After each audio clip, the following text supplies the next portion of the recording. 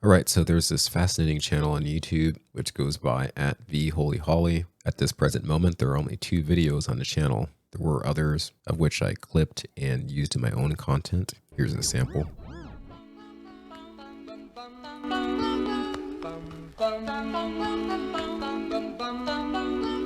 Mr. Sandman, bring me a dream. Make him the cutest that I've ever seen. Give him 2 lips like roses and clover.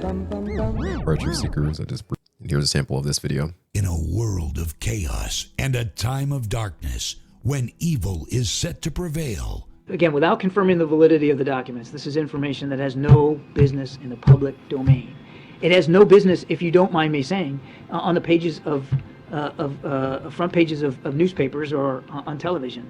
It is not intended for public consumption, and it should not be out there. In a quest for the key, on an epic journey when every step could be your last. The destination? A place no maps can show, and every friend could turn against you. If we don't. So my viewing of this channel has seemingly pulled something into my reality, which I'll share with you guys and just see what you think. So on the community tab, there's a community post made about 10 months ago. The post is a number 117. Ever since I initially seen this community post, I have been seeing this 3-digit number in somewhat increasing frequency. On X, I saw this post by Sir Oliver Pollock Kaiser stating that the shown Halo IMDb entry has to be a quote-unquote white hat creation. An individual called 420 Chronicles then stated, "Oh yeah, I thought the same, 117, Master Chief." I was unfamiliar with this miracle relation to the video game.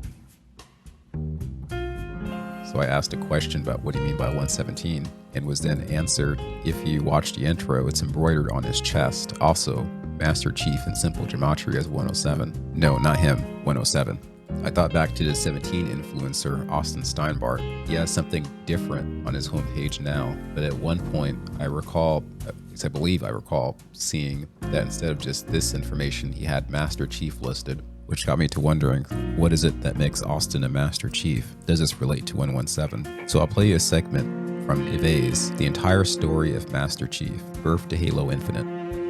When John was 6 years old, Oni agents would begin abducting subjects for the Spartan 2 program, a top-secret project created by Catherine Halsey to produce the most elite soldiers, ones who could fight back against the human insurrectionists and any threat that loomed on the horizon. The process would involve biological augmentation, something that was super dangerous and most subjects wouldn't even make it through the first adaptations. Halsey chose 150 candidates for this Spartan 2 program, and among them was 6-year-old John from Aridness 2. Witnessing John's physical nature, size, and intellect over the others his age, Halsey and Jacob Keyes found what they were looking for. In the dead of the night, John was abducted along with the other candidates. Each child was then replaced with a clone to cover up this process and make it seem like nothing happened.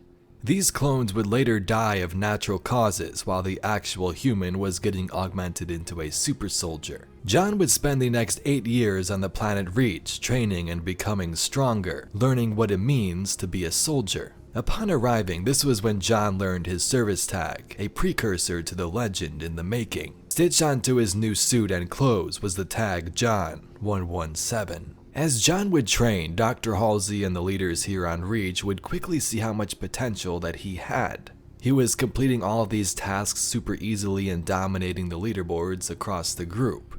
From games of Ring the Bell to an extraction test in the middle of the woods, he had the potential to become a true leader. After those 8 years of training were up, it was now time for physical augmentation. At the age of 14, John would undergo the dangerous surgery procedures, ones that would make the last 8 years of training for nothing if it failed. Of all of the selections and all of the candidates, only 33 soldiers made it out safe. This, of course, included John.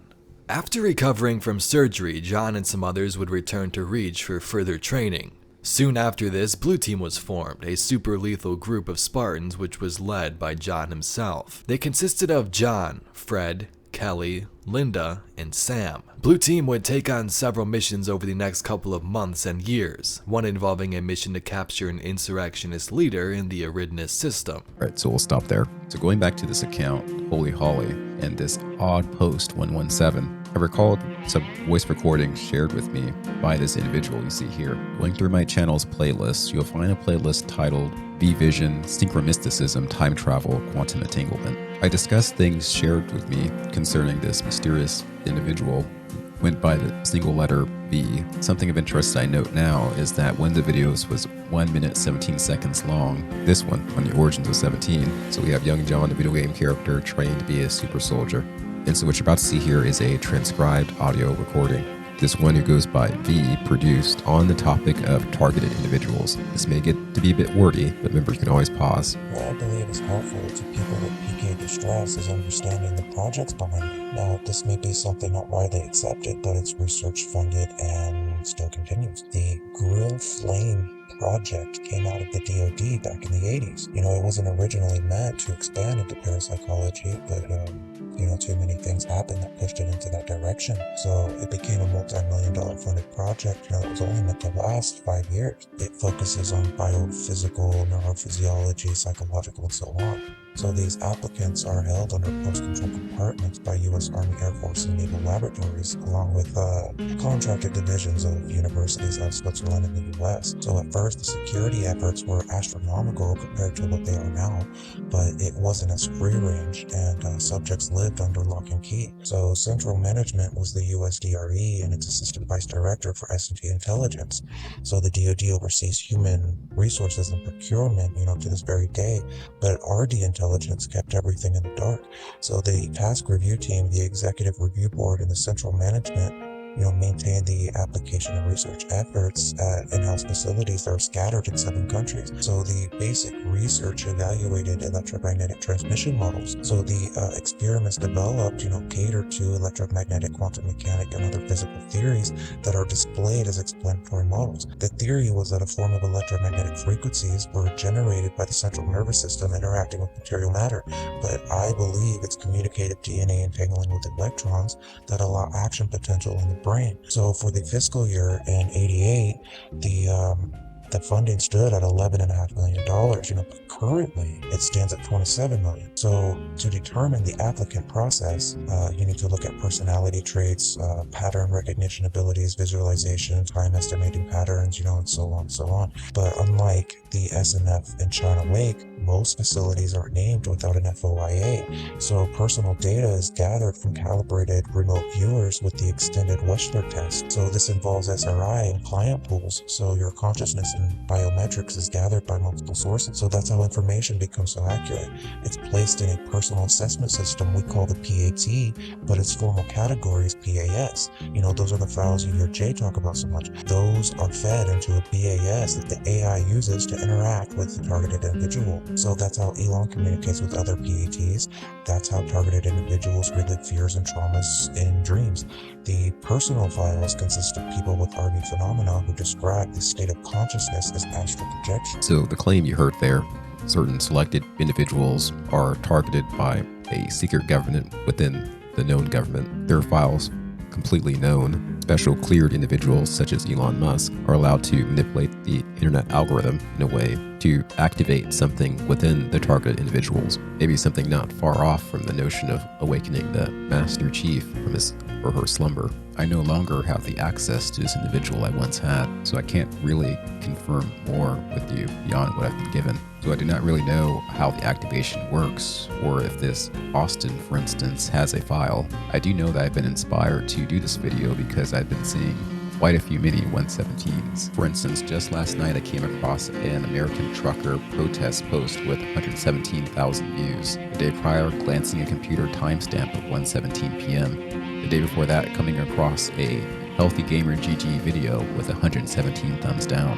I think if it were true that certain individuals could be enhanced by the government and then activated at some point in the future, I think such a candidate for that type of individual would be likely this Tim Pool individual. He is doing some damage to the NWO, let me tell you. Just remember, it's morality and motivation, not necessarily genetic enhancements that are needed for most of us to present to the world the best self that we can show. There are certainly many places to help out. Anyways, thanks for watching. If you have any insights concerning the 117 synchronicity and what it means, please share in the comments below.